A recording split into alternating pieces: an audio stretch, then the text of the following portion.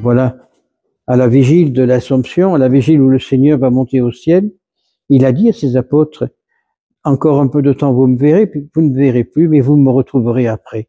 Oui, le Christ a passé ses 33 ans sur la terre, il les a offerts à son Père, il nous a annoncé le royaume de Dieu, il nous a demandé ce baptême de pénitence, ce baptême de régénération, et puis il retourne à son Père, d'où il était sorti. Et là, il nous a dit, il nous a promis qu'il reviendrait. Il nous a pas dit ni le jour ni l'heure, mais il va revenir sur la terre pour juger les vivants et les morts, et le monde par le feu. C'est bien ce qu'il a dit dans les évangiles. Oui, le monde va être jugé. Nous allons tous être jugés. Demain, après-demain, je ne sais pas quand. Mais tous, nous allons comparaître devant le juge suprême, devant Dieu. Et là, on ne pourra plus dire « Ah, je ne savais pas ». Et là, il va nous rappeler tout ce que nous avons fait durant toute notre vie, de l'aînisse à la fin. Et qu'est-ce qu'on va lui répondre quand il va nous dire « Tu n'es pas allé à la messe, tu n'as pas prié, tu as fait du mal à ton voisin, tu as fait ceci, tu as fait cela ». Qu'est-ce qu'on va lui répondre? On va dire « Ah, je ne savais pas ». Mais avec des « savais pas », on mettrait Paris en bouteille. Non.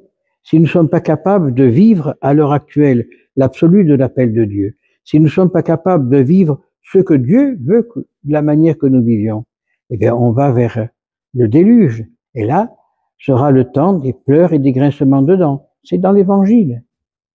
Hein? Si on arrivait à vivre l'Évangile, à le méditer, à le lire, à le méditer, à le mâcher comme les vaches, à le ruminer comme les vaches, hein, qui ruminent l'herbe toute la journée, même si elles ne mangent pas, hein, eh bien, on serait vraiment des fils de Dieu, on serait dans la lumière. Mais non, le monde ne l'accepte pas. Alors aujourd'hui, à l'Assemblée nationale, une assemblée d'imbéciles, excusez-moi l'expression, qui votent l'euthanasie, hein, la fin de vie assistée, et que ben maintenant, si ça continue, ce sera comme dans le nord de l'Europe, à partir de 75 ans, si on est un petit peu malade, une piqûre, au revoir et merci, et on n'aura que des jeunes qui vont travailler, à qui on va prendre pour leur retraite, qui n'iront pas à la retraite, puisque dans les pays du Nord, ils travaillent jusqu'à 70 ans, ils auront ces 2 ou 3 ans de retraite, et après, piqué, au revoir et merci, on s'en débarrasse. Voilà le monde d'aujourd'hui. Et là, ces gens-là auront des comptes à rendre à Dieu. C'est Dieu qui décide du jour de la mort et de la vie. Hein? À Nice, nous avons une expression bien très simple mais véritable. Le jour où Dieu nous a donné la vie, ou le jour où nous naissons, Dieu a déjà signé notre heure de mort. Et des gens vont dire, ah, ils sont morts jeunes. Parce que Dieu l'a voulu. Dieu les a enlevés de cette terre de pénitence et de péché pour les aller vers lui. On s'en va de plus en plus à l'absurdité. Alors, on va nous augmenter les charges sociales. Pourquoi? Parce que ces messieurs, ben, il faut qu'ils mangent. Hein. Lorsque on nous dit de faire des économies et qui s'augmentent à des taux considérables, lorsqu'on voit un président de la République qui descend au Vietnam et qui se reçoit une paire de gifles de sa Brigitte ou Jean-Michel, je ne sais pas qui, hein, pour qui on passe? Mais quelle est la vision que nous donnons au monde d'aujourd'hui? Quelle est la vision que nous donnons à nos enfants? Et puis, de quel droit, madame ou monsieur, la première dame ou le premier monsieur, je ne sais pas comment on doit dire, hein, poursuit de partout son mari dans les voyages officiels et que nous payons? Vous voulez faire des économies? Faisons-les complètement. On n'a pas besoin d'avoir quelqu'un derrière et toute une cour derrière, hein, aux frais de l'État, aux frais de notre bourse. Et nous, le peuple d'en bas, on crève de faim parce qu'on ne peut pas payer les charges, on s'en sort plus. C'est ça la charité chrétienne, c'est ça l'exemple d'un peuple qui se dit civilisé. Mais il vaut mieux aller vivre dans les pays sauvages, parce que dans les pays sauvages, ils font pas ça. Pays sauvages, dans les pays des sauvages, enfin, il faut savoir ce que vous avez vu sauvage encore. Dans les pays non civilisés, on respecte la vie, on respecte les vieux, on ne met pas un vieux à l'hospice pour s'en débarrasser, hein. On donne à manger à tout le monde, on partage, et on dit qu'ils ne sont pas civilisés, c'est nous qui ne sommes plus civilisés. Nous, on voit quelqu'un mourir de faim, ben, il avait qu'à aller travailler. On n'est pas capable de donner un morceau de pain au voisin, on préfère le jeter à la poubelle, etc., etc. Mais on suit l'exemple de ceux qui nous gouvernent. On suit l'exemple de ceux qui sont à la tête d'un pays ou de l'Église. Alors non, non, non. Dieu va venir juger les vivants et les morts. Et je pense que ça approche. Parce qu'il y a beaucoup de signes qui le disent. Dans 2 ans, un météorite va toucher la Terre. Qu'est-ce qui va se passer? Dieu seul le sait. Hein? Et puis, des volcans se réveillent. Il y a la nappe phréatique entre l'Europe et l'Afrique est en train de crouler. On dit qu'il y a un nouveau continent qui va sortir, etc., etc. Ça, ce sont les scientifiques. Je ne sais pas si c'est vrai. Moi, je lis et je répète bêtement ce que j'ai lu et entendu. Mais si ça arrive, c'est vraiment la fin d'un temps. Pas la fin du monde, parce que Dieu ne va pas détruire sa créature. C'est la fin d'un temps.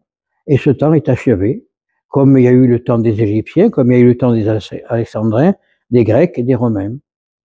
Et chaque fois, quand on étudie un petit peu l'histoire de l'humanité, l'histoire de ces civilisations, même les Étrusques, les Gaulois et tant d'autres, on s'aperçoit que dès qu'on a permis, on s'est préoccupé des personnes âgées, dès qu'on les a supprimées, dès qu'on a rentré dans les villes la prostitution tant masculine que féminine, la civilisation a croulé. C'est ce qui se passe aujourd'hui. Hein. Quand on descend, nous, sur Paris, on prend pour aller sur Vincennes, il y a à peu près 2 kilomètres où il y a d'un côté les messieurs, de côté les dames qui se prostituent. C'est triste, mais c'est une abomination. Alors ils vont vous dire, oui, mais on n'arrive pas à finir les fins de mois. Ben, c'est lamentable. C'est lamentable parce que arriver dans une situation pareille, c'est horrible. Hein. Quand on voit dans Paris, sous les ponts de Paris, des gens qui couchent la nuit, hein, bon, beaucoup sont des Africains. Et ça, c'est la faute des visas. Ces gens-là qui arrivent en France, et je dis supprimer les visas, il y aura beaucoup de changements. Ces gens-là vendent le peu qu'ils ont dans leur pays.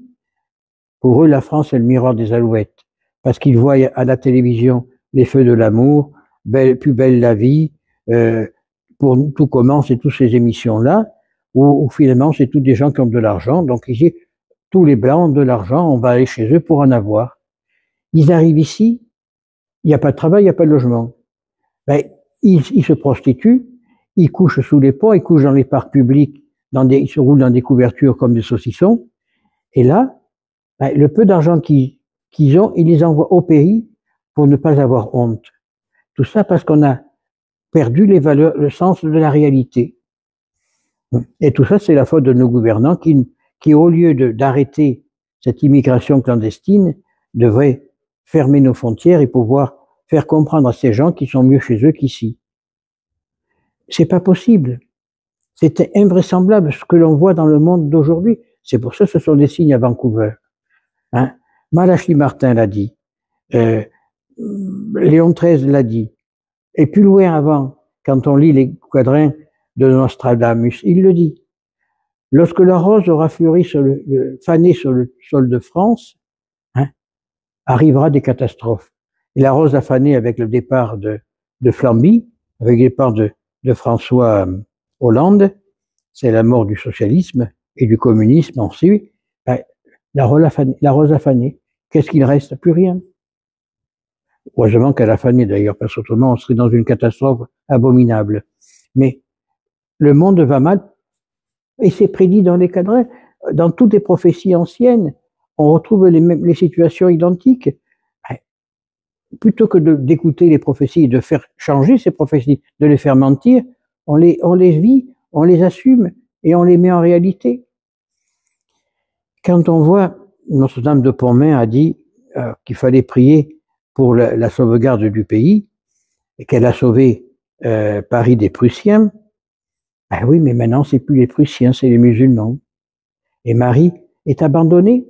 On va à Pontmain, qui est une très belle basilique. Je ne sais pas maintenant, il y a longtemps que je ne suis pas retourné, mais il y a 3 ans, il y avait encore le tabernacle qui était par terre dans un coin. Hein? Ah oui, il y a un hôtel qui est une horreur, mais enfin ça ne fait rien.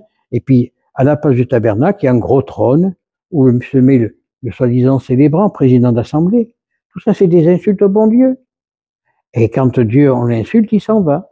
Il rentre les malheurs. Et on choisit notre propre malheur. Tant pis pour nous. Seulement, tout va mal. Si on ne prie pas, ça ira davantage. Dieu va venir juger les vivants et les morts. Il l'a dit. On l'a dit tout à l'heure dans l'évangile. Il va revenir. Il va revenir pour nous juger. Alors, essayons-nous d'être du bon côté de la barrière, hein, et de s'entendre dire, venez les bénis de mon Père, plutôt je ne vous connais pas. Malheureusement, beaucoup de gens aujourd'hui qui se disent des grands personnages vont se trouver à la charrette du diable. Pourquoi? Parce qu'ils ne vivent pas l'absolu de l'appel de Dieu. Pourquoi? Parce qu'ils ne prient plus, parce qu'ils ne vivent pas l'absolu de l'appel de Dieu. Ils rejettent Dieu. Alors on détruit nos églises pour construire des mosquées. On ouvre la porte à une quantité de sectes. Lorsqu'on voit que les Mormons font de la publicité partout, alors on dit que les signes ostentatoires sont interdits. À la télévision, on vous dit, venez à l'église, mes frères, venez à l'église pour prier. C'est les Mormons. Qu'est-ce que les Mormons? Les 5 derniers jours, ils baptisent les morts. Hein? C'est une secte diabolique qui est sortie du protestantisme qui est sorti de l'Église catholique. Et je l'ai dit, je l'ai expliqué une fois, je ne sais pas si vous vous en souvenez, j'ai dit, le Christ a fait un roc, un tronc, l'Église catholique, apostolique et romaine, et l'Église orthodoxe, qui est le même tronc. Ce tronc, il y a des branches. De ces branches est tombé des morceaux, qui sont tombés à terre. Alors il y a eu toutes les hérésies, les manichéens, les ceci, les cela, hein, sont morts. Et on n'en parle plus. Mais il y a des branches qui sont rentrées dans la terre et qui ont fait des racines, c'est le protestantisme, de ce buisson sauvage, puisque il n'a pas été taillé, il est sauvage. Il est ressorti une quantité alors les évangélistes, les pentecôtistes, les baptistes, les ceci et cela, les mormons, les témoins de Jéhovah, tout ça est sorti du protestantisme, qui est une hérésie. Tous ces gens-là sont hérétiques et on leur permet de faire de la publicité. Donc on éloigne les gens de la vérité de l'Église catholique. On les éloigne en permettant alors c'est de la publicité, peut-être. Quand j'ai rouspété, on m'a dit mais c'est de la publicité, mais c'est de la publicité, fausse publicité, des mensonges qui sont faits dans le sens de détruire. Parce que les gens simples ne comprennent pas tout cela. Ben, ils vont, ah oui, on va avec eux à l'église, on va prier avec eux. Mais on prie pas, on prie le diable. On s'éloigne de Dieu. Jésus a dit que celui qui croit qu'il est le sauveur et qu'il sera baptisé sera sauvé. Mais il a donné le pouvoir aux apôtres. Il n'a pas donné à d'autres le pouvoir. En Afrique, tous les jours, il y a un type ou une bonne femme qui se proclame prophète. Hein? Où est allé le frère Bernard? Alors, on s'habille tous en religieuse, en religieux, on fait des grandes cérémonies, et ce prophète, il s'enrichit, il construit des villes à droite et à gauche, et puis une fois qu'il a bien encaissé, il s'en va, on le trouve plus. Hein? À tel point que un de ses représentants, que je connais bien, puisqu'il a vécu quelque temps avec nous, ben maintenant se trouve derrière les barreaux, parce que ils ont laissé des dettes. Tout ça parce que on n'est plus dans la vérité. Pourquoi? Parce qu'on a perdu le sens des valeurs. Et quand l'Église n'a plus la force de donner la spiritualité aux gens, l'Église ne rend pas plus son travail, il y a tous ces branches mortes là qui reviennent de terre, qui reprennent vie. Une bêtise. Nous avons fait un parc chez nous là-haut pour que les chiens, quand nous sommes ici, ne s'échappent pas. On a coupé des branches d'arbres, on les a plantées. Eh bien, ces branches d'arbres sont en train de bourgeonner et faire des branches avec des belles fleurs. Mais ce ne sont pas le tronc central, ce ne sont que des rejetons. Prenez un rosier, si le rosier, vous ne le taillez pas pour l'entretenir, ça devient des églantines, ça devient un roger sauvage, comme nous avons ici dans le jardin. Eh bien, c'est pareil pour la foi, c'est pareil pour l'Église. Eh bien, tant qu'on ne reviendra pas à la véritable Église du Christ, tant qu'on ne reviendra pas à la succession apostolique véritable, on ira à notre propre malheur. Alors prions aujourd'hui, demandons au Seigneur qui va monter au ciel, qui nous entraîne avec lui, au paradis, pour que nous puissions, avec les anges, chanter la gloire du Père, ainsi soit.